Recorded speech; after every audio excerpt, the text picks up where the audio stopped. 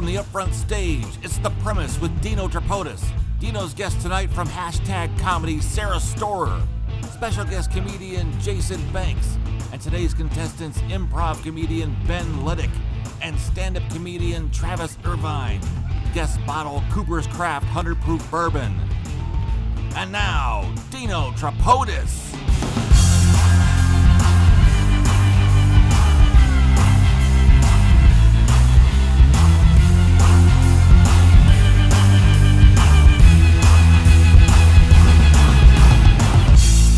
Thank you, ladies and gentlemen, and welcome to Whiskey Business, the podcast not so much about whiskey as it is one with whiskey, and the premiere of, let me hear it, The Premise! I am your host and two-time Dancing with the Stars champion, Dino Tripodis. Yeah, this lady goes, no, you're not. At best, you're a whiskey-bloated Donny Osmond. That's at the very best. But I can't thank you enough for being here to kick off what we're doing here tonight with The Premise. Let me explain it to you very quickly. What you're going to see tonight, aside from some great special comedy guests this evening, right over there in that corner is the writer's table. Two very brave comedic souls will be given a comedy premise that they've never seen or heard prior to tonight. They will have 20 minutes to write 3 to 5 minutes of stand-up material, which they will then perform for you, the Upfront Stage audience, and you will determine the winner. Yes? So let me give it up for Travis Irvine. That's one of the competitors. Let him hear it, Travis. And Ben Leddick. You'll meet them in just a little bit. Now, one of the things, for those of you familiar with the Whiskey Business podcast, if you listened before, I usually start off the podcast with a monologue of sorts that pertains to the subject matter at hand for said podcast, be it the theme of the podcast or the guest on the podcast. And I was thinking, what would I do for that this evening? And what popped into my mind was firsts. I mean, this is the first installment of The Premise. And it's the first time we've been on the Upfront Stage here at Shadowbox Live. And I started thinking about other firsts that you probably think of and remember as well. First loves, yes. First kiss, yes. First time you had sex, yes. First jobs. Yeah, right? Yeah, I remember my first job was in 1972. I was 13 years old, and I worked at the Broadway Grill for $1 an hour. I worked 5 days a week, 12 hours a day, and got paid $60 in cash under the table by the owner, and I was rich, goddammit, I was rich! Rich, I say! 13 years of age with $60, and I was flaunting it, baby, yeah. I go to Antonucci's grocery, see a pretty girl buying a quarter's worth of penny candy. Mr. Antonucci, that's on me, that's on me. And while you're at it, throw in a Mallow cup for the pretty little girl. And if you're laughing at Mallow cup, fuck, you're old, all right? You're old. I remember the first time I got paid as a headliner in a comedy club. I got $1,300 for the week for 7 shows, less than 8 hours of work. I'm rolling in it, baby. I was spreading it around like nobody's business. Walking into McDonald's and seeing a pretty lady up front, I go, that order's on me. And throw in a Shamrock Shake while you're at it. Yeah, I got it to burn. I remember my first contract at Sunny 95, the station that I used to work at, was for $40,000 a year. More money than I'd ever made in my entire life. I was amazed at how much money I was making. And the money went up, sir. It went up. It kept going up into the high 5 figures, eventually into the 6 figures. You're in a new tax bracket. What do you mean? What the fuck's a new tax bracket? I bought a house. I leased a new car, big screen TVs, and then last June, I left the radio station. And in July, there was no money. Or in August. In fact, for the last year, there's been no money. I have devoted my time and efforts to this podcast, another creative ventures, writing, films, etc., etc. And I've made no money until tonight, here on the Upfront Stage at Shadowbox Live with a paid audience to see the premiere of The Premise. And it's not lost on me that after we divvy up the proceeds and Shadowbox gets what they get and I pay what everybody else needs to get, that I'm going to walk out of here with $60 in cash, baby. I've come full circle. I'm rich. Rich, I tell you, rich. All right, are you guys ready to start The Premise? Yes? Wait, Dino. What? You can't leave us hanging. What about, the first time you had sex? Come on. No. Yeah, Shit. come on. You guys want to hear this, right? We're, how much time we got? We got 4 minutes. 4 minutes. 3 minutes and 30 seconds longer than it actually lasted.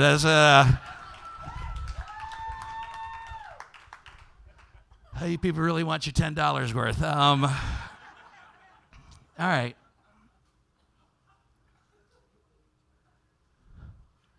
The first time I had sex, where I lost my virginity, where my man cherry was stolen.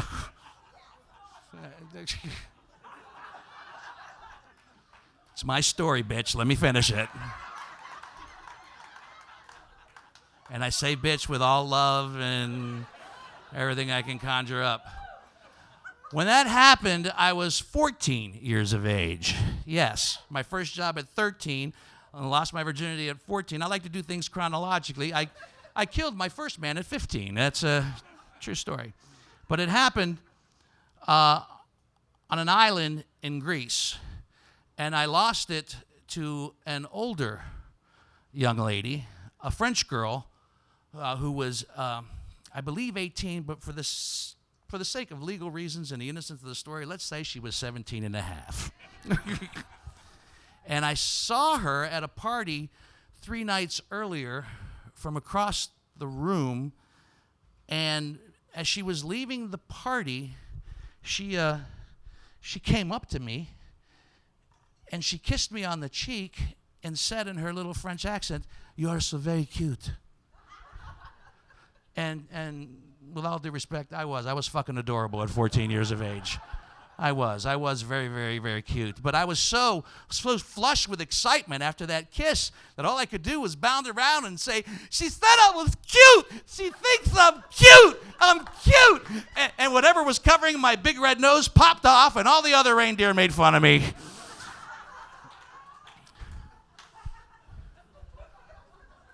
Then later, I was down on the beach playing in the sand, and she walked up to me and said hello again, and I said hello, and she said, "Would you like to walk on the beach with me?" And I said, "Yes, I would."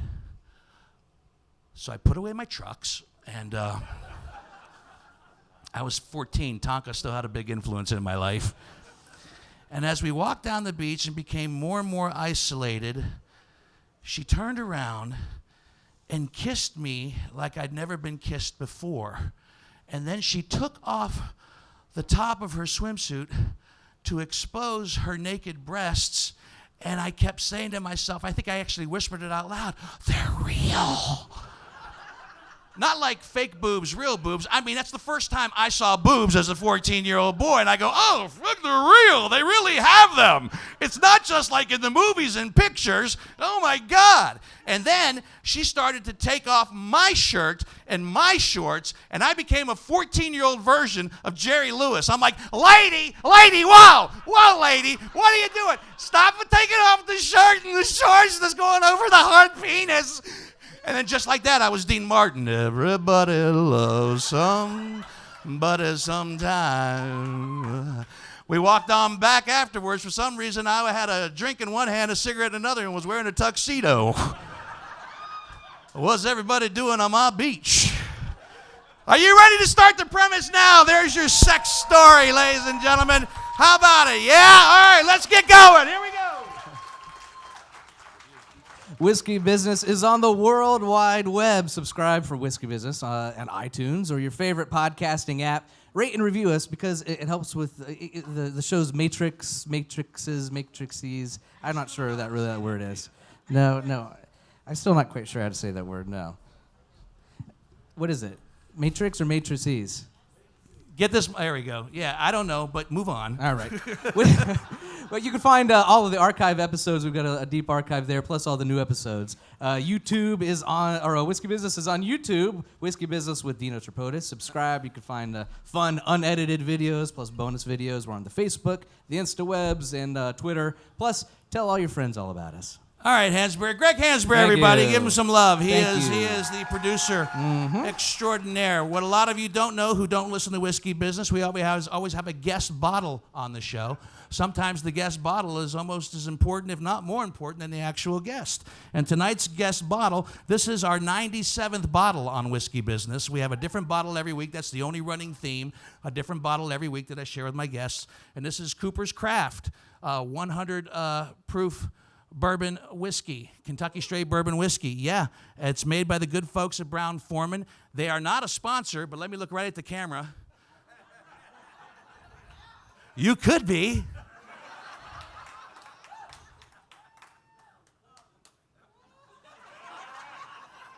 I'm freezing for the Instagram photo. This is actually, we love whiskeys that are under $50 a bottle. This one goes for about $29 a bottle, and I'm here to tell you, people,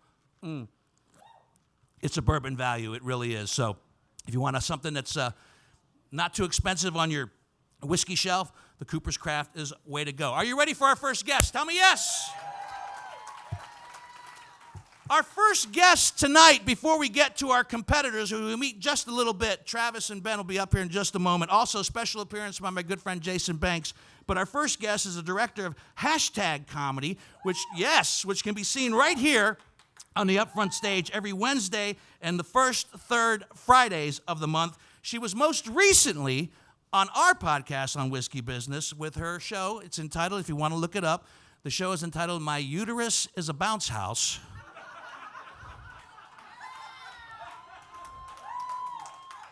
Her words, not mine. Please welcome the lovely and talented Sarah Storer.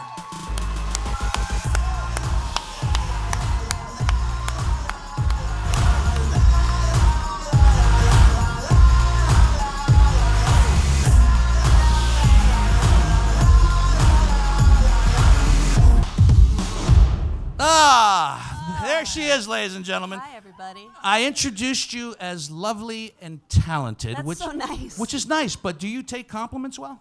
Yeah. Yeah? Yeah, give them to me. Yeah.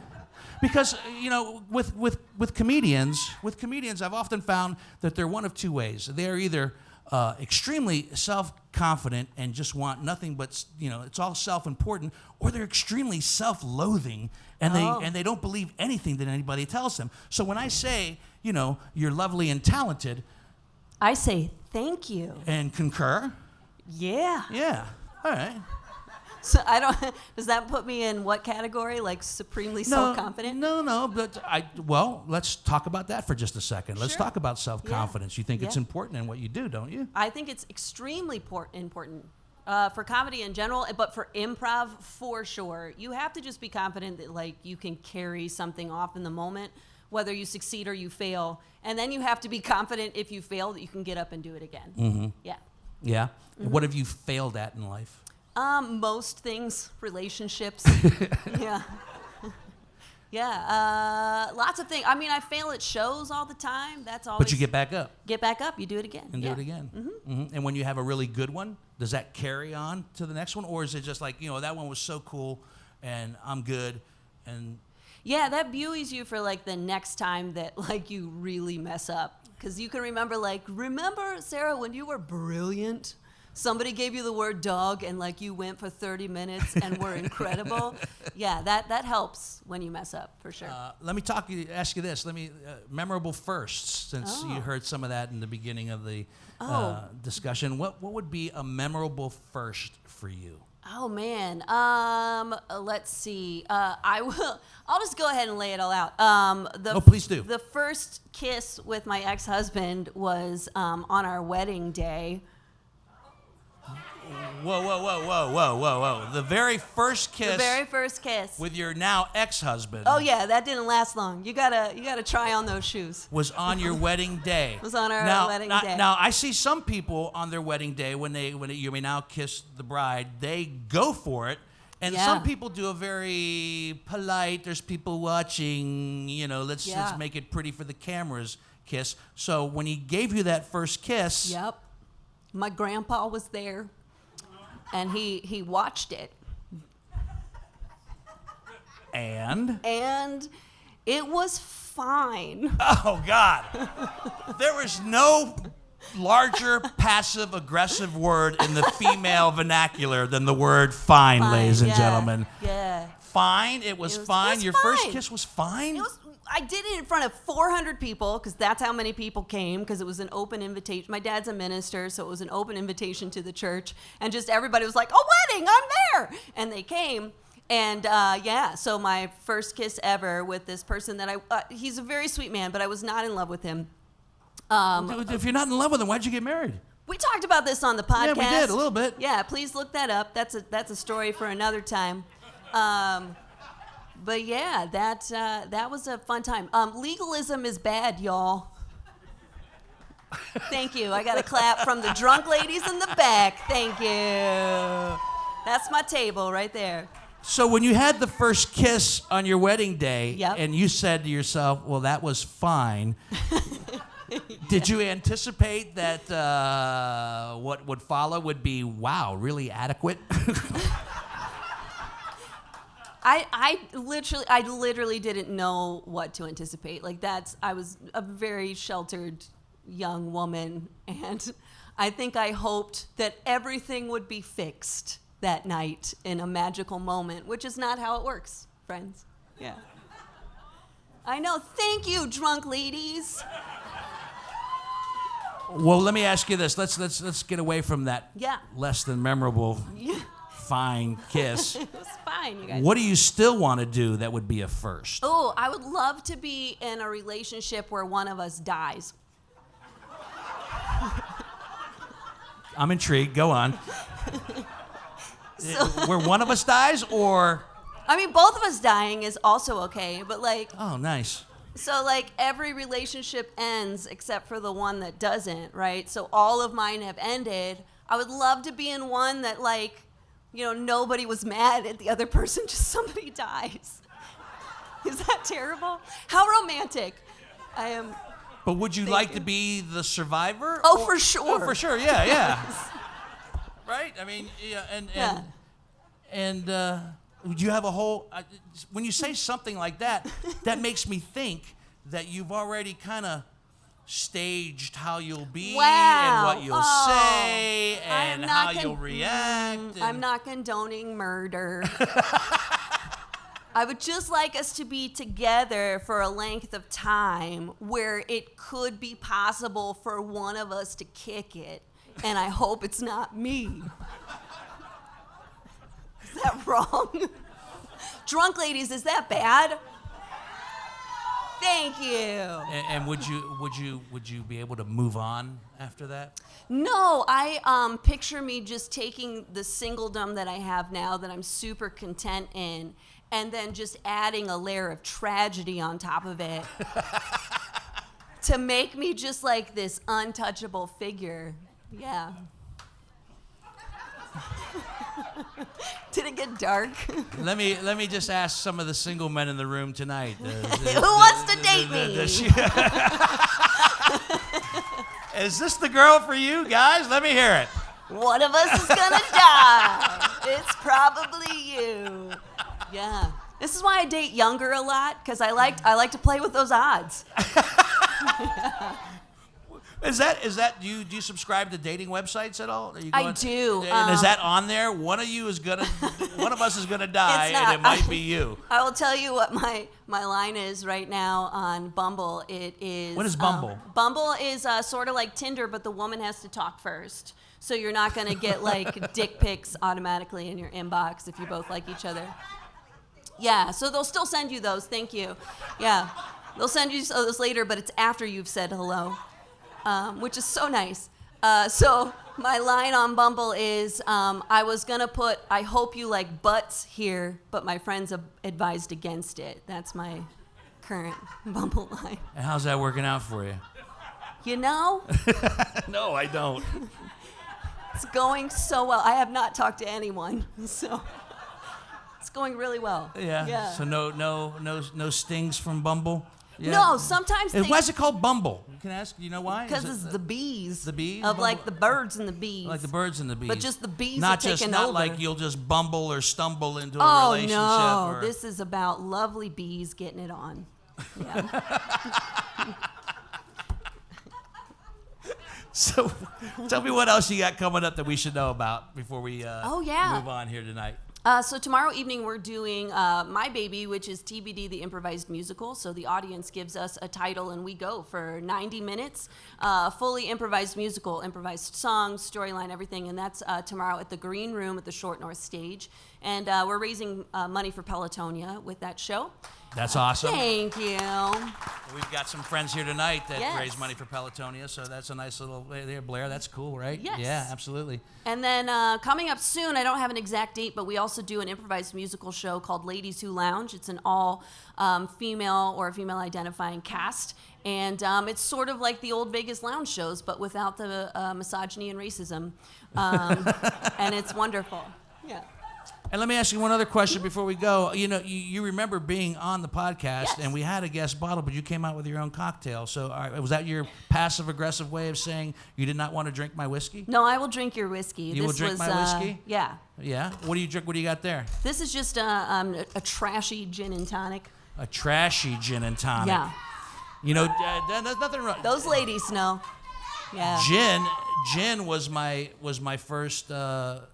steady beverage when I was in college. Yeah, it's very palatable. Gin and tonics were what I started drinking It first. tastes I didn't start mostly like drinking tonic. whiskey till I, This is gonna murder me. grew up a Thank little bit. you. Well, that's gonna not work out well for your plan now, is it? It is not. It is not. Touche, yes. Before it's all said and done. Everybody, Sarah Storer, let her hear it right Thank there. you. Right here at Hashtag every Wednesday and the second and... First and third Fridays, typically, Fridays. but tomorrow we're at Short North Stage. So Yep. at the Short North Stage, except for that. So thank you for being here. I appreciate Absolutely. it. Thanks for having me. Are you guys ready to meet your competitors? Are you ready to meet the brave souls that will go head-to-head tonight for your entertainment? Shall we do it? Yeah? All right. Coming up on stage first, he is an LA-based improviser, has performed at Second City, and he hosts the conversation and music-making podcast, Ongs. Please welcome to the stage Ben Leddick, everybody. Ben Leddick! There's Ben Leddick. Thank you, Ben. Competing against Ben this evening, comedian, journalist, filmmaker, and unsuccessful politician. His work has been on Viceland, the Huff Post, and can be heard on Sirius Satellite Radio. He also ran for the governor of Ohio, and apparently, one vote. He did it. That did not work out. Please welcome the ambitious Travis Irvine, ladies and gentlemen, right here.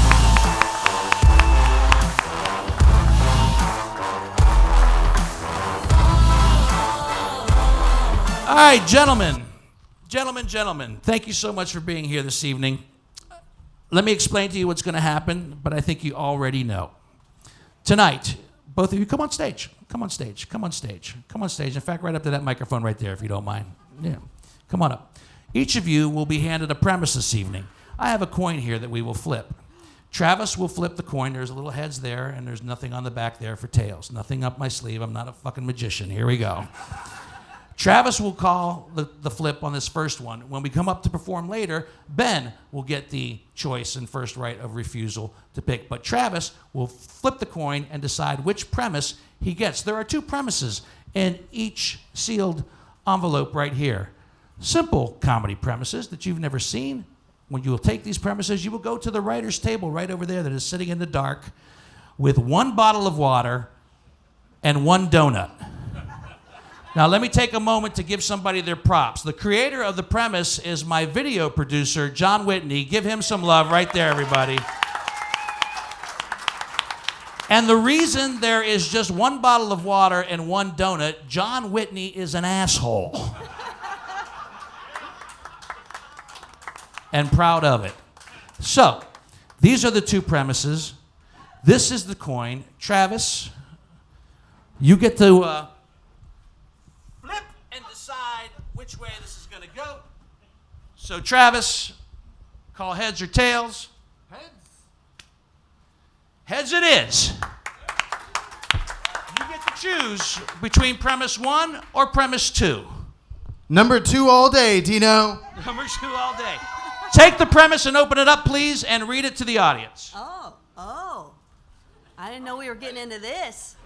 I didn't either, Sarah. Ben, you have premise number 1. Travis has never opened an envelope. Here we go. I only get emails these days. What'd you do with it? There it is. All right, here we go, ladies and gentlemen. Oh, all right, ladies and gentlemen, you guys ready for my premise? Can I get a drum roll? Drum roll for the premise. Premise number 2 is going through TSA security at the airport. What is the Off you deal? go to the table. Ben, come up here with your premise. You have premise number 1. Hey, everybody, I got premise number 1. And we can all relate to this. Forced to go shopping at IKEA with girlfriend, wife, boyfriend, and their mother. No, not the mother. We put girlfriend, wife, and boyfriend because we just don't know who we're getting up on stage anymore these days, and we don't judge here on Whiskey Business. So there are the 2 premises. Ladies and gentlemen, can you relate to those 2 premises? Those 2 gentlemen now have, start the clock, 20 minutes to write 3 to 5 minutes of stand-up material, which they will then perform for you live on this stage, and you, the audience, will determine who is the winner. The winner will get a bottle of Maker's Mark for hitting the mark. The loser will get a $10 bottle of Kentucky Gentleman. There's actually more whiskey in this bottle than there is in Maker's Mark. And I think that should be their slogan. It sucks, but there's more.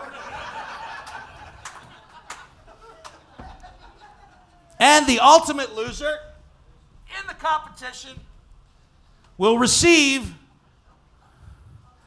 the Bill Cosby album, I Started Out as a Child, which may explain a whole lot when it's all said and done. So, ladies and gentlemen, give them a round of applause and wish them well for the next 17 and a half minutes as we bring on our very special guest for this evening. Ladies and gentlemen, I'm so excited he can join us on our first show. Jason Banks has, Jason Banks has been on True TV's Laugh Mob's Laugh Tracks. You can hear him on Sirius Satellite Radio. Also, Kevin Hart's LOL Network. He's had the pleasure and the honor of performing on the Apollo Theater stage, and I'm so thrilled that he actually found time to join us right here on the Upfront Stage for the premise. Ladies and gentlemen, based right out of here in Columbus, but I predict not for long, the incredible Jason Banks.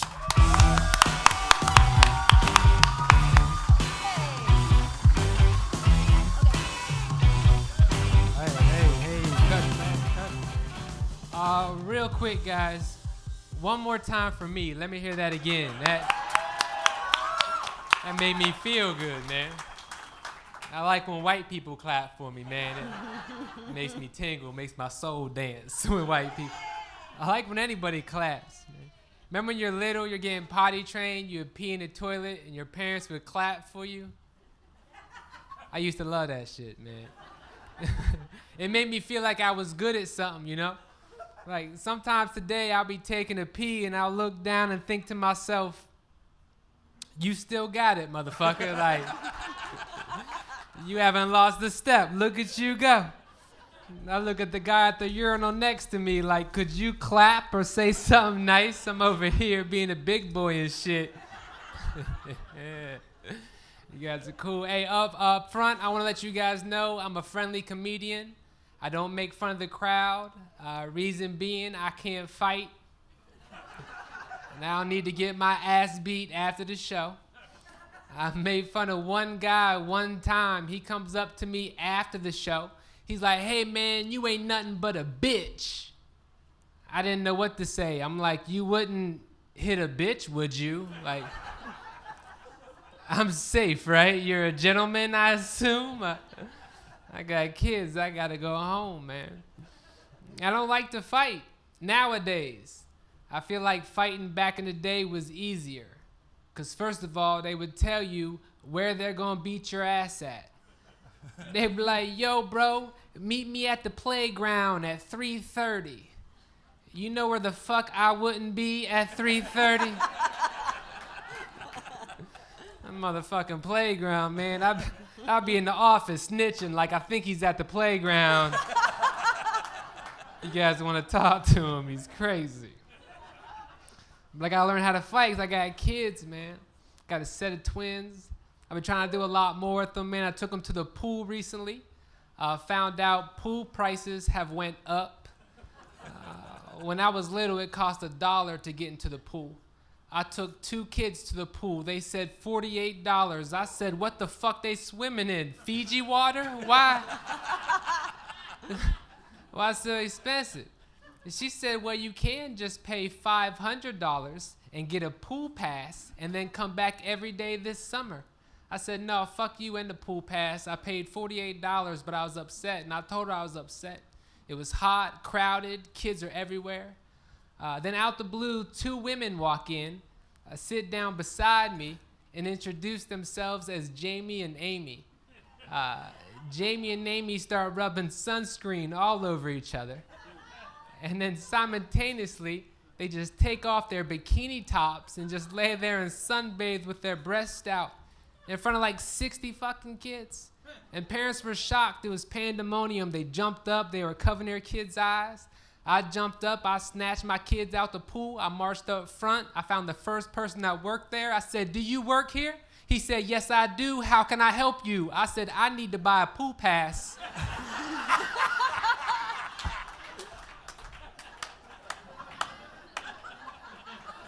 Because this place is fun as shit. I like what you did with everything. He said, well, you get 2 additional names on your pool pass. What's your kids' names? I'll write them down. I said, fuck these kids. Put down Jamie and Amy. If you could, they got their breasts out. That's right, cheer for titties. It's cool, man. What else, man? I took my white friend to a Snoop Dogg concert recently. During the concert, Snoop's up there rapping some weird shit.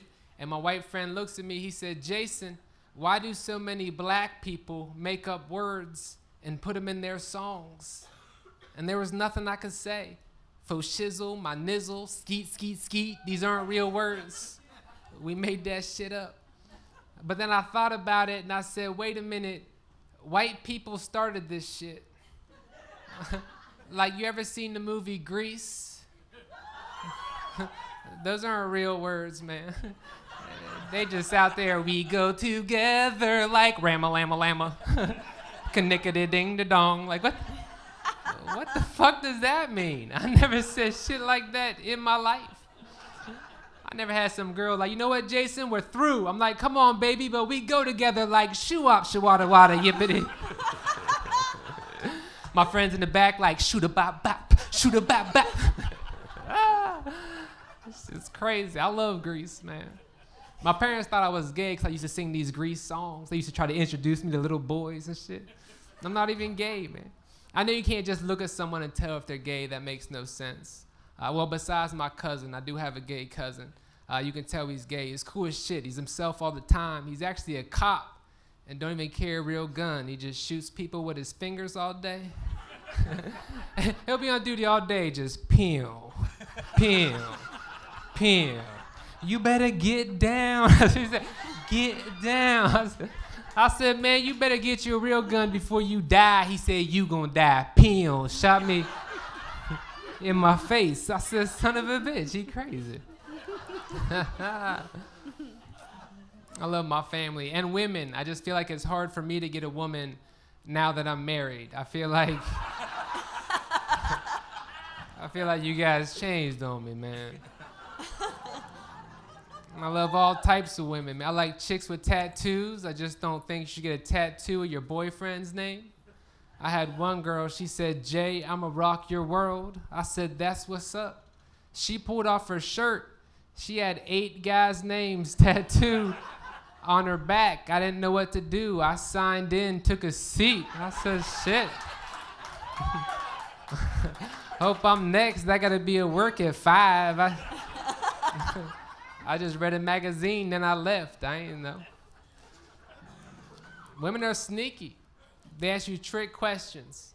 My wife asked me a trick question the other day. She said, Jason, if you could sleep with any of my friends, who would it be? I'm not sure what the correct answer is, but I do know the incorrect answer is Nikki. And I was confident too. I thought for sure. Turns out, no, not at all. I joke, but I love my wife now, you know. I wasn't ready the first time she said it to me. She looked me dead in the eye. She said, I love you. I didn't know what to say. I told her, I don't know what to say. She said, just say how you feel. I said, sleepy, but what does that mean? You gotta treat these women right, man. I'm tired of my friends breaking up with women for no reason, just leaving them. I saw my boy Tony the other day. I said, Tony, how's Tasha doing? He said, man, I left that chick. She got 3 badass kids. I said, Tony, them are your kids. You can't leave a girl because your kids are bad. You have to have a good excuse when you leave someone.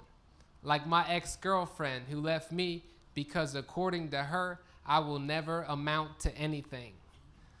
15 years later, let me just say this. Lucky guess, bitch. Like, you ain't know. You know what I'm talking about. She ain't a psychic, you know? She's just a good-ass guesser. That's all that shit. Oh, shit, God, I got to get out of here. Before I go, though, I want to just take some time to talk about something serious. I'm not sure if you guys watched the news recently, but there's a crisis where teachers are just sleeping with the students all the time. And it's on TV all the time. Every day, I'm on season 5 right now. You got to tune in to Channel 10. You got to put it on Channel 10.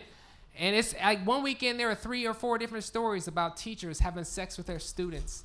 And then Monday morning, I wake up, turn on the news, and it was like another 40-year-old teacher was caught having sex with her student. Tuesday morning, I wake up, turn on the news, another 38-year-old teacher was caught having sex with her student.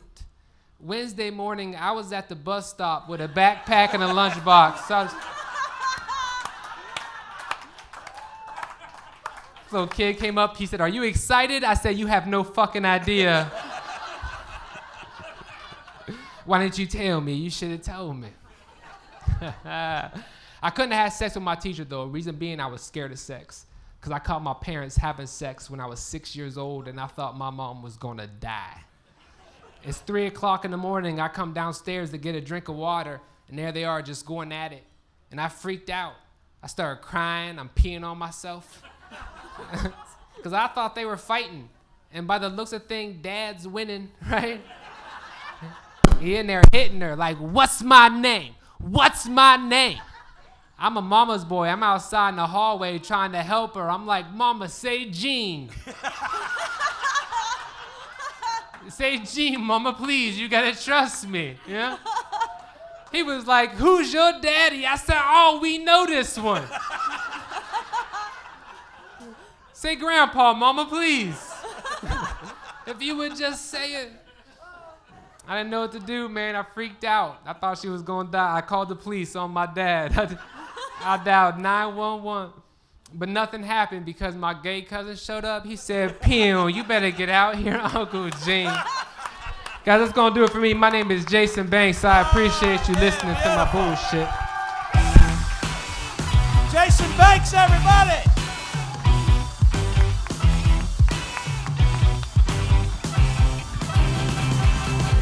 Jason Banks, one more time for Jason. Funny. Oh, man, I'm going to tell you what.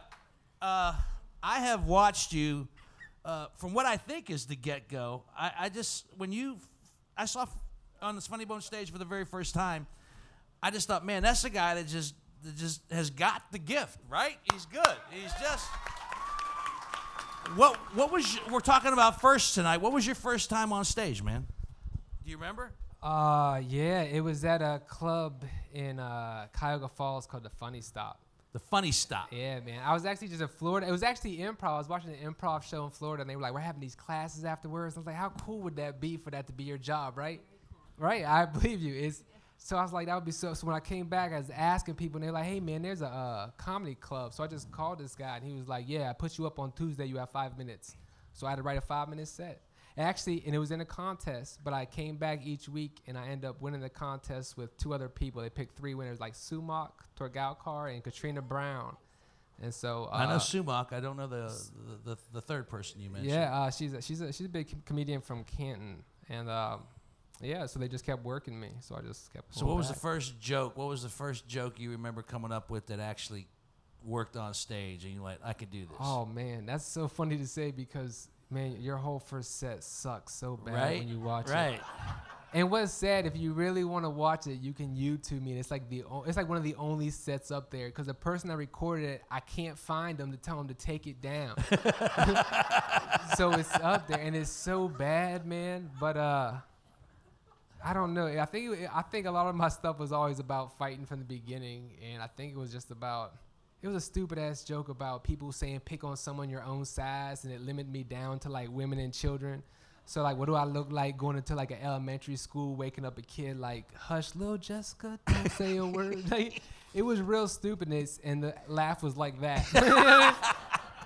But it was fun. So but do you remember also that you got to remember the first time that you killed it and said, all right, this is what I have to do in life, right?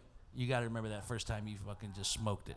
It was just the other day. I started in 2007, and the other day I smoked it. I did the other day. You should have been there, guys. No, do you remember it though? Seriously? I would say just throughout that contest, I wrote some other stuff, and there would be some jokes that would hit really hard, and I thought it was pretty cool. So I just kept writing stuff, kept coming back. It's so different because then I would never want. I realized you have to work on the same jokes and make them funnier and funnier. But then I never wanted to say the same shit, so I'd always write new stuff, and it was always fun to do. How do you feel about that now? I mean, obviously you're still writing new stuff. Like, I try so hard, but everything sounds stupid. No, because you strike me as the type of person who draws from his life, and finds the funny in it, and I think that's probably the most naturalistic type of humor there is out there. If you can draw from your own experiences and translate them to something that people can relate to, which obviously they did tonight, I think that's the best thing. And you're married. Does your wife like you being a comic? I don't know. Like she did at first, but I think sometimes now I think she's just like I'll try a joke at her and she'll just look at me like, just call Kenny and see if he likes it. Don't use me as the judge. Yeah, but does she think you're funny? But she does. She likes what she likes is she likes when she goes to a show and then she sees other people. Like she'll watch the crowd. So like she'll sit there. If she was here tonight, she'd be in the middle and she'll know about all you guys. And as you guys walk to the car and you would walk past me and you say hi, she'd be like, don't say hi to her. She ain't laugh one fucking time. I'd be like, oh shit. So she got your back. Yeah. So, but she's cool. She'll watch the show. She got your back. Does she disagree with what you think is funny sometimes? Does she offer that type of criticism? No. And has it ever affected? No, never. She never. No, because I always thought, I was like, man, I say some crazy stuff sometimes. And I was like, so I'll tell her at first though, just see if she says, you're going to say that? As long as she don't say, you're going to say that, I'll say it like, fuck it, it's cool. But I'm always worried that she's going to be like, why would you say that? because a lot of your stuff, like I said, stems from your family. You talk about your kids, and do you talk about your wife? A little bit. Are you afraid? No. She's not as funny as the kids. Like, here's the thing. Like, these, I don't even do this joke. So I do a joke where it's about how long my son takes to have a conversation with me. But it is so true. Like, who has kids, right? That when they start telling you something, they don't even get to the middle of the sentence, and it'd be the most craziest shit. Sometimes I'd be like, just say it. Just hurry the fuck up and say what you gotta say. Skip 4 words and just go to the end. So I wrote a joke about it, but then I felt bad about it because I'll practice my stuff out loud if they're home. Like, if they're home, it's like nobody's home to me, right? I just say my stuff out loud. If they hear it, they're playing games, they're watching TV. So he'll hear the joke about him, and then he'll repeat it, and I'll be like, I really don't care that you talk like that, right? Like, I love you. It doesn't matter that you talk slow.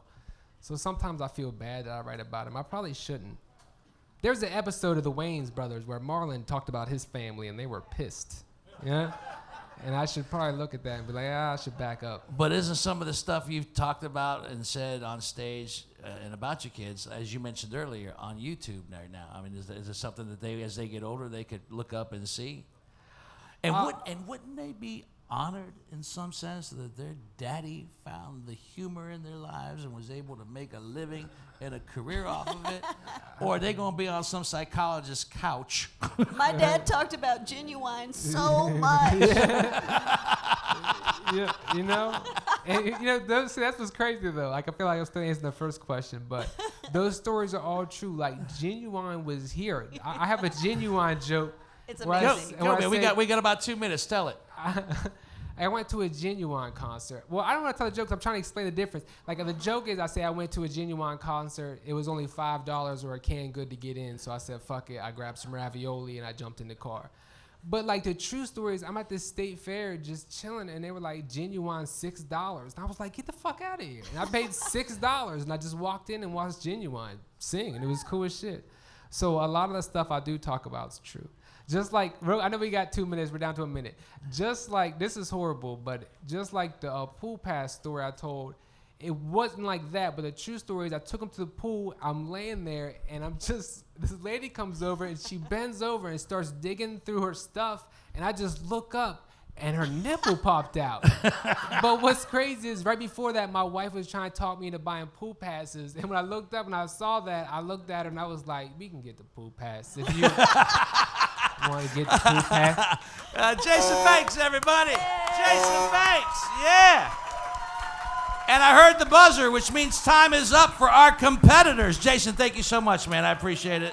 I appreciate you. Sarah, no, everybody stay right here because we're gonna sit here and listen to what the boys have come up with. So let's bring our competitors back to the stage. Travis Irvine and Ben Leddick, ladies and gentlemen. Let them hear it. Come on. Come on. All right. Is that microphone working again, Chip? All right, cool.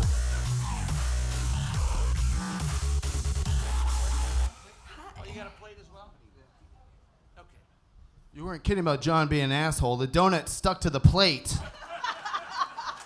Not even edible. All right, this one. Okay, here we go. All right, thank you for the momentary delay there. Gentlemen, congratulations. Did you feel that 20 minutes was adequate to do what you had to do? Come up to the microphone and talk, please. It was adequate. It was adequate. Travis? We'll find out. We'll find out. All right, so once again, Travis, please tell us what your premise was. My premise was going through TSA/security at the airport. Thank you, Travis. Ben, your premise was? Forced to go shopping at IKEA with girlfriend, wife, boyfriend, and their mother. Uh-huh. All right, so let me flip the coin. And Ben, you get the option if you win the flip, that is. Ready? Tails. It is heads again. Yes. All right. You lost. Oh, I know. Yeah. Which means that Travis, you get to decide whether or not you want to go first or second this evening for the premise. Number 2 all day, Dino. Number 2 all day. So, ladies and gentlemen, with only 20 minutes to write 3 to 5 minutes of stand-up material, improvisational comedian Ben Leddick and his premise, forced to go shopping at IKEA with girlfriend, wife, or boyfriend and their mother. Ladies and gentlemen, give it up for Ben.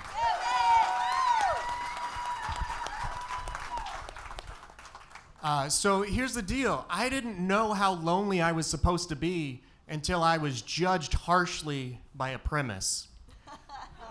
I've never gone shopping with a wife, a girlfriend, or their mother because I've really only had one girlfriend. So this premise has judged me so harshly, and I have to sit with that now. But here's the thing. I do love IKEA. It gives me like immense anxiety. It's like Costco for furniture.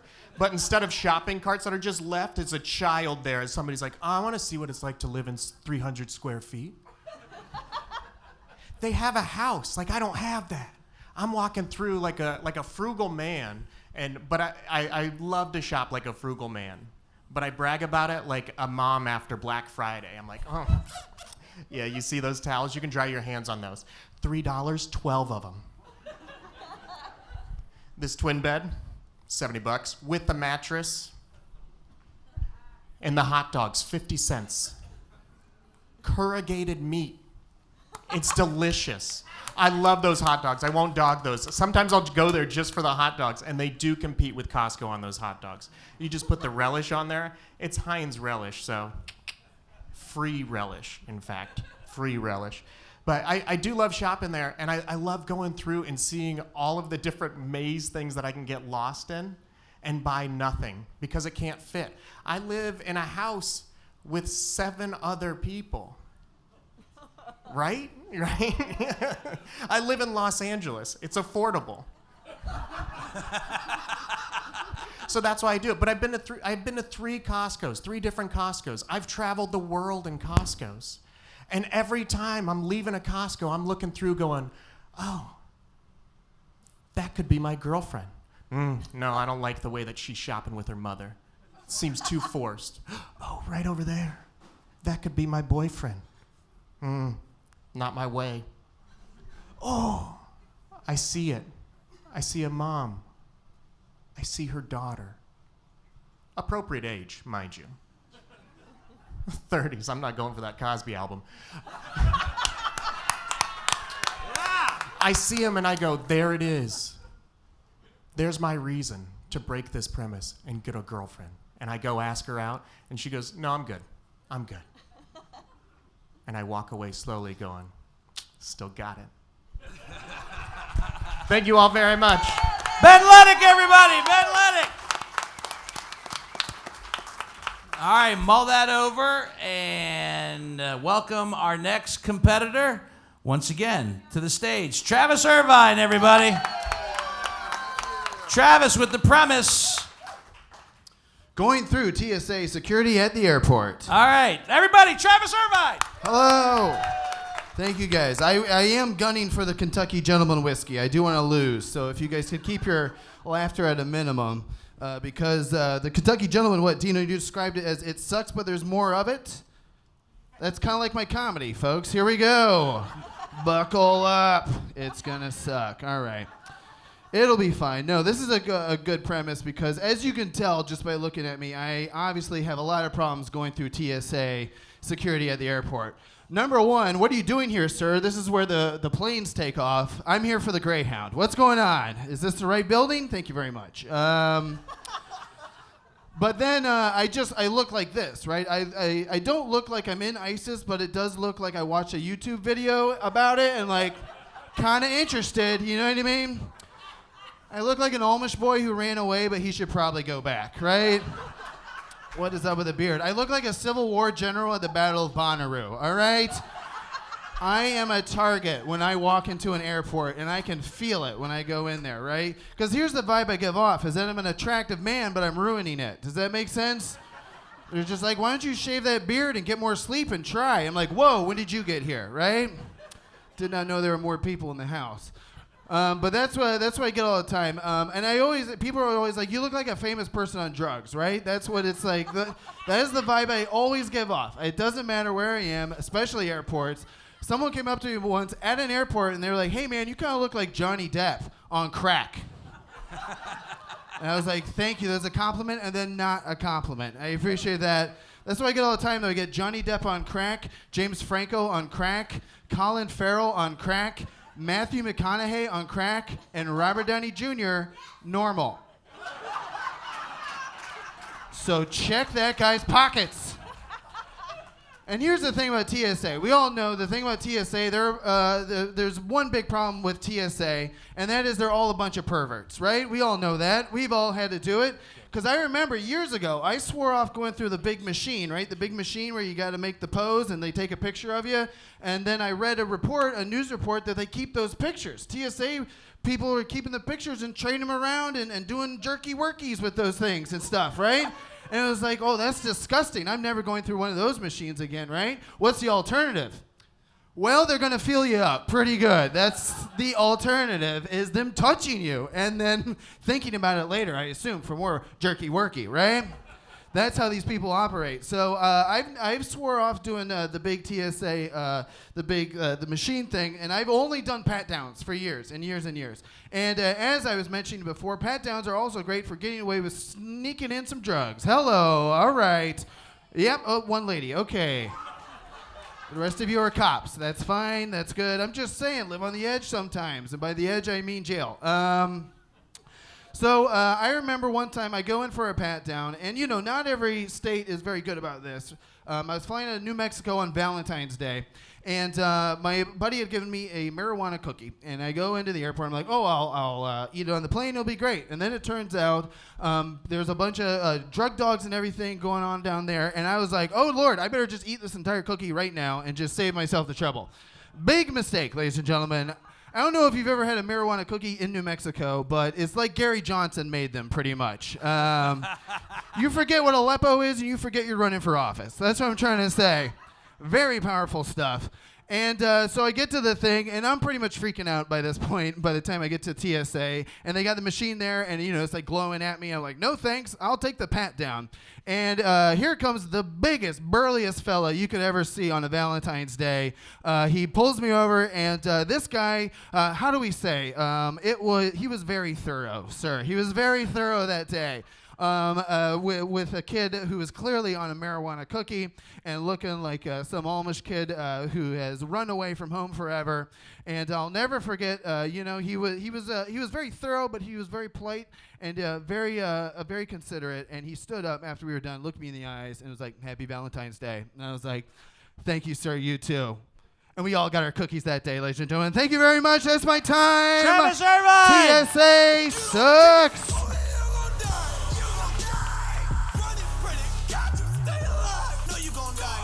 All right, ladies and gentlemen, let's invite our two contestants back up to these two chairs so we can chat a little bit. Ben and Travis, have a seat right here. Ben, grab that microphone. Travis, grab this microphone. And we're going, yeah, you can pour some if you, no, I got this one. All right. So, ladies and gentlemen, one more round of applause for Ben Leddick and Travis Irvine. Hey. Both of them only had 20 minutes to riff on that premise of what they had. And go ahead, man. Pour some Cooper's. Gonna need a little bit more Cooper's. Cooper's Craft Bourbon. Not a sponsor, but could be. Here we go, Ben. Ben did not. Oh, I don't know. Anybody else? No, I'm good, thank you. All right. So, the panel, Jason Banks and Sarah Storr. Easy, not easy to say after 3 bourbons. Say it 3 times fast. Sarah Storr. Okay, I'm good. The panel is also here to ask some questions. I will start with Sarah. Do you have any questions as to what the process was for these two gentlemen? Ben being an improv comic and you being in the improv world. Who do you think had the advantage tonight, Sarah? It's really hard to say. So definitely my heart is with the improviser, and this is a very different process for an improviser. So Ben had 20 minutes to think about it, which means he probably had 100 ideas and then still had to like follow one down a pathway. And honestly, Ben probably would have been more comfortable to have gotten that premise right before he went up. So it's a different process, for sure. In fairness to Ben, he actually asked me if that could happen, if he could get it right then and there, and I said no, that'll kind of mess up the flow of the show. So he did request that. I wanted that because my thoughts will be like, ooh, this will be funny, and then I have a second to think about it, and then it sucks after that second. So you're saying that when you have time to think about it, you doubt yourself. Oh yeah. Yeah. Oh yeah. Absolutely. But being in that moment, you're reading the audience, you're feeling the audience more, especially. And I after also training feel bad night. that you picked the premise where. Oh no! If you I didn't can have a talk, gr- if I can talk about how lonely I am on stage, yeah. Oh, I love it. Really? Oh, I love it. Yeah. You- that happy dance on losing is like, yeah, because So things you- are only going up you- from there. You relish in your disparity in life? It's not disparity. It just appears as disparity for others. For others' enjoyment. Yeah. And Travis, when you got the TSA security, you seem to be able to kind of riff on all different areas. You kind of went out of the box a little bit, but then came back into it a little bit. Yeah. Yeah. I kind of relied on some standard jokes about how I look, right? A lot of comedians try to open up your set with making fun of yourself, right? And then what I try to do is think of stories about TSA, and I remember distinctly that one in New Mexico on Valentine's Day, which, you know, if you got more time to workshop it and find the funny pieces and a punchline. But even then, it's like that is always the one, because I mean, you know, I ran for governor as a libertarian. Thank you very much. That's about, oh boy. That's literally how many votes I got, but that's fine. There's your one vote. She's still rooting for you. No, she had a yard sign and everything. She's still asking for a recount. Yeah, I am too. What did we get? I think I lost by 2 million votes, but that's fine. It's a lot. Yeah, so I just, you try to do a little self-deprecating comedy and then try to lean into a story. I think you both leaned into the self-deprecating. Jason, you got some thoughts? No, I just want to know, do you have any TSA jokes already in your set that you do? No. I used to have airplane jokes, but we didn't get to any. I had them as the safety in case I was really stinking. I was going to throw them in at the end, but I haven't done those airplane jokes in years. Because, again, I don't fly on airplanes very much. I don't know if that's obvious. I just can't afford it. No, 'cause it's crazy. Megabus is is good. really Greyhound cheap. is good. It's Uber just crazy is because fun. I feel like when Travis is on stage, like if you'd have seen him do his normal set, it would have been just like that. More crazy laughs, but just him just so fast. There's no him stopping to think. If he would have got the other premise, he would have been the same way on stage. I adore his comedy. I know he looks like he just rolled out of bed like, I'm going to go on stage. And I think if Ben would have gotten works hard as TSA, hell. I think did if just Ben roll would out have of gotten the TSA security, It would have still been loneliness. It would have still been loneliness. I don't know if you More know this, like but I fly alone. But with the TSA beard, person- in your presence, you kind of look, kind of terroristic How's a that? little bit. Yeah. A little bit. Let's I'm fly. just Let's eye-opening. fly. Let's You wanna fly b- together? Let's fly together. All right, Absolutely. let's do it. Let's do it. Oh, I did get if a you guys pretty fly nice together, you'll never get on a fucking plane. Yeah, Ever. that's I'll bring the Ever. drugs. You bring the bomb. It'll be You great. ever. It'll be Wait, fantastic. I So feel I'll like that's say- much worse for me. Yeah, I'll say I this know. for the improv comedian. Typically, we just have more time to like rest into something, and then the funny comes from there. And that's where stand-up differs. Is like that, and that's where Travis really shines. He's Yeah. able to come out and like pound you in the face immediately. Where like Ben style, if we had had more time, like the two of us, we would have gotten those laughs. We would have been fine. Two of us working together, drunk ladies in the back. Yeah. You Can were still- always you were count on the great. drunk You were great. ladies in the back. you. Actually, I identified when I was listening to both of you. I identified with both of you on some level. There was a time where there was the loneliness and and I've never been to IKEA ever in my life ever. So You're missing out and not not all at the same time. And I was coming back from St. Martin for a corporate gig, and I had to go through security and customs. This is before 9/11, and apparently I matched the description facially, physically, of a drug dealer that was on their alert at the time named Domingo Travares. Oh, and Dino My name name is Dino Tripodis. No. A very unimaginative Domingo Travaris might have changed his name to Dino Tripodis to avoid. And I got the whole strip You search. probably got the back room treatment. I got the whole back room. They went through everything. I had the dogs sniffing, and I had a Woody Allen moment. Yeah. The dogs are sniffing me, and I went. I had a hot dog in St. Martin. You know, that's why the dogs were sniffing me, and they enjoyed it so much. But yeah, man, they went through the whole thing before they let me go through, and I missed my flight, and I had to get another flight, but. They thought I was Domingo Travaris. And you're saying you're not Domingo Travaris? I am That not sounds Domingo. pretty I am saying for the record, and in front of all of you 87 people, I am not Domingo Travaris, notorious drug dealer from wherever. To be fair, But- though, when I texted Ben to say a man named Dino Tripodis is going to text you about this show, he did not believe me. He did not. He thought it'd be I am Domingo not from Travaris. Columbus. And the Yeah, It does that would have sound made made more up. sense to me. Yeah, I'll take a call from Domingo. So let me ask you this, guys. If first of all, let me ask the audience: are you guys having a good time tonight overall? Yeah. I love that back table. Hands Yeah, we up love every that time. back Hands table. go straight up.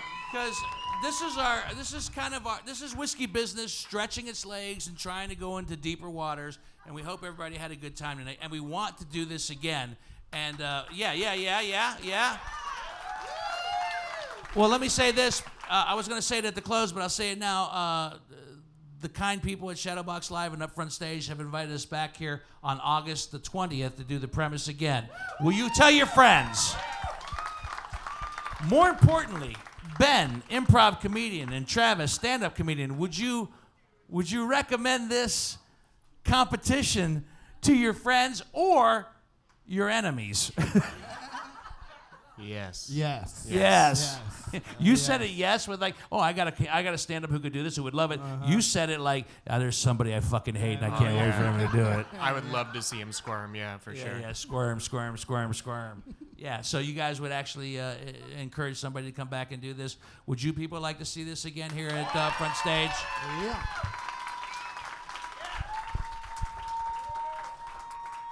Jason? Hold on, wait. Can you hear me? Yeah. As a part of my contract, I forgot. Guys, I will be here next Tuesday. Here? Here. What, At here? the Upfront Stage, yes. Mac and Wings Tuesdays. DJ Dangler and myself. Nikki Winkleman's hosting. Please come out. And I'm so happy I remembered to say that. 'cause I was Oh, gonna man, get so am much I. I had no stuff. idea. You didn't say shit about it when I was texting you back and forth. I'm glad you guys clapped for my memory. All right, well, let's make this a plug-a-thon then. All right, Jason got his in. Sarah, let's get yours Are we in. plugging? I'm also going to be headlining the Oh, that's Columbus Funny enough. Bone September 5th and October 6th. And catch me on True TV this fall. Thank Yeah, when on True TV? you. This fall. They don't give me a This date fall. yet, but I got 2 more episodes. And come check him tune out at the in. Funny Bone for sure. Jason Banks right there, everybody. Sarah, let's remind the short-term memory folks what you got going on as well. I'm Drunk girls, let her talk. Let her talk. Drunk girls. No, for real though, I'm gonna plug Jason for a second. He's one of my favorite comedians I've ever seen ever. He's always the coolest dude in the I room. agree. And if you can get like a full 30, 40 minutes from this man, it's amazing, Absolutely. truly. But also come see me sometime. Sarah, everybody, Sarah. I make up music on the spot. I would love to do your premise sometime and make up a song to that. But we have a musical happening tomorrow at the Short North Stage in the Green Room, and then we're here every Wednesday, first and third Fridays. We've actually talked on Whiskey Business about bringing the whole premise musical makeup thing to Whiskey Business. Yeah. I would love to do that. That I would would be love to do amazing, that. yes. I said it in the intro, the lovely and talented Sarah Story. Yes, agree, Thank you. everybody. She can take a compliment. Ben, what do you got going on? So I've got a podcast called Ongs, O-N-G-S. And It's I just- actually thought, I almost asked you beforehand if that was like I said, is it ongs? I went to ask you if it's ongs or is it, you hit the text wrong and it was OMGs Oh no, I'm it's not. ongs. I'm It's not ongs. that young. It's not. It's ongs. Yeah, it's ongs. It's songs without the S. It's like PetSmart kind of thing where it's like the S works for both of them.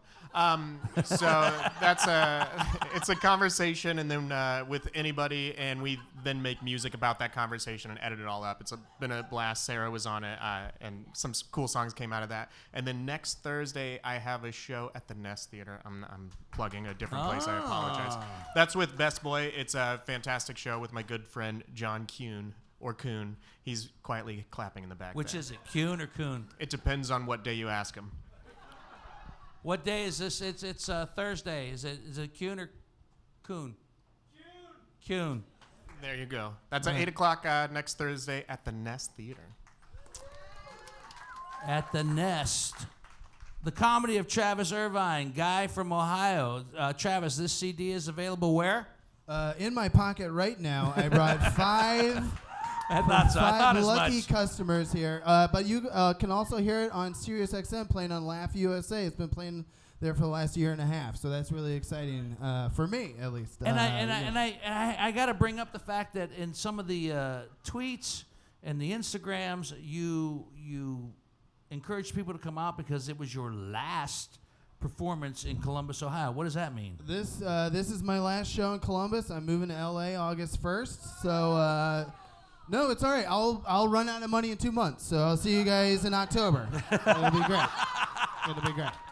I've got room on my twin bed for you if you need You it. got a twin You bed? already have 7 people in your baby. place. All right. I'm We moving can do in. 8. Yeah, we can do 8. We can do 8. All right, so ladies and gentlemen, please, one more big round of applause for our very brave competitors, Ben Leddick and Travis Irvine. And now, stay seated, gentlemen. And you can stand up if you want, boys, to milk whatever applause you need from the audience. Yeah, we'll just hang It out is over here. time. It is time to crown a winner of the very first premise. We're going to start with the guy that went up second and make him go up first. Ladies and gentlemen, what did you think of 3 to 5 minutes of stand-up with only 20 minutes to write it? Travis Irvine, stand up.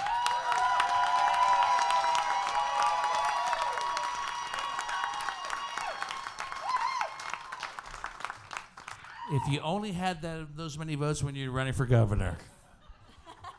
And ladies and gentlemen, with only 20 minutes to write, 3 to 5 minutes to stand up on a very lonely, lonely premise that he had nothing to do with, Ben Leddick, everybody.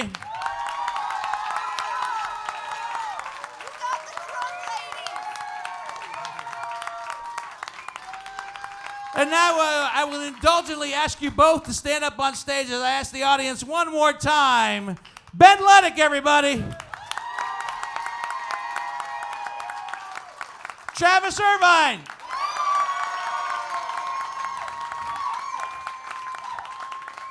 I think we have our winner, ladies and gentlemen, winner of the first premise as he goes out to Los Angeles, California with nothing in his pocket but a bottle of Maker's Mark. Travis Irvine is the winner.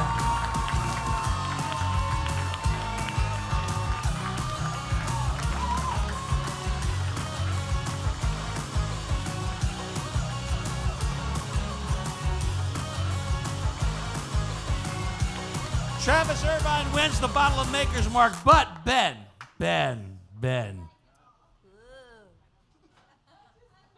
To compliment those lonely, lonely nights, when things are looking bad and desperate. No, come back. The loser gets a buddy. Oh, yeah, it is a buddy. You know, It's a Kentucky gentleman. It's a bottle and it's a buddy. It's a buddy. Kentucky Gentleman is a buddy. It's a buddy when you're low and desperate and down on your luck and you only got $10 to buy literally a liter of fucking whiskey. This is your boy right here, Kentucky Gentleman. See, all of that is totally fine by itself, but I know what precedes the whiskey. What precedes the whiskey, my friend? An album. Yeah. And that's where all of those comments have so much more weight to them. Get out of when here, you're desperate, snakes. when you're low. You get the bottle of Kentucky Gentleman Oh, yeah. to drown your comedy sorrows. Ugh. And I started out as a child, Bill Cosby's LP right here. There you go. Hooray. Hooray! So Let me let me just read some of the cuts off of this. Oh my God. There is one called Medic, Half Man, Got so quiet. Rigor Mortis. Oh, Lord. Yeah. And My Pet. So it'd be very interesting to hear what Bill Cosby had to say as I started out as a child. But there you go. Ben, I recommend not flying with this. Not flying with that. Just take that right there. I got it. Oh, no, I got butterfingers. Anybody is welcome Ben, to you take don't that. have to take that. I don't? You know, it's sad because much like a lot of people out here, we all grew up with Bill Cosby, and it's a goddamn shame that everything has happened the way it's happened, and he's left himself available and exploited for humor. But he has. All right, so on that final note, let's one more big round of applause for all my guests this evening. Ben Leddick, Travis Irvine, Jason Banks, the lovely and talented Sarah Storer. I also want to remind you, nice people, that Whiskey Business is a podcast that we air on a weekly basis. You'll be able to hear yourselves in this one, as Greg Hansberry said, starting on Monday. The following Monday, on July 29th, a wonderful man by the name of Jesse Hubbard was our guest, who is the head bartender at the Great Southern Whiskey Bar at the Westin. We had a wonderful talk. He was the Negroni Spirit Champion winner for making an absolutely great Negroni. He was on our podcast, and he also made a whiskey business cocktail that he will premiere at the Westin at the Great Southern Whiskey Bar the week his podcast airs on July 29th. And it is fucking-licious. Trust me, it is. So big thanks to Jesse Hubbard. Listen for that podcast on July 29th. This one, I also want to thank, of course, Sarah Storer, who actually concocted this whole idea for us to come to Shadowbox Live. So give her some extra love right there. I also want to thank Nikki Winkleman for actually setting this all up and being with us when we did the walkthrough to make sure we got everything right, and indulging us to coming here at 5 p.m. this evening to set up. Nikki's great, and she's got shows here at Shadowbox on a regular basis. Check them out.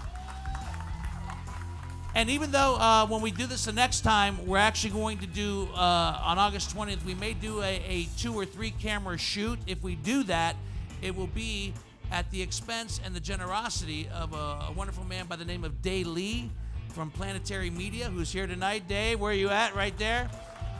We got one of your cameras back there to watch and see all the mistakes that we made, so we'll get it right when we do it with you again on August the 20th. Dave Lee, thank you for the camera. Also want to thank John Whitney, our video producer and creator of The Premise. Chip Cosell, who's been also making sure I keep on time. Where are you, Chip? Right there. There he is. Chip Cosell.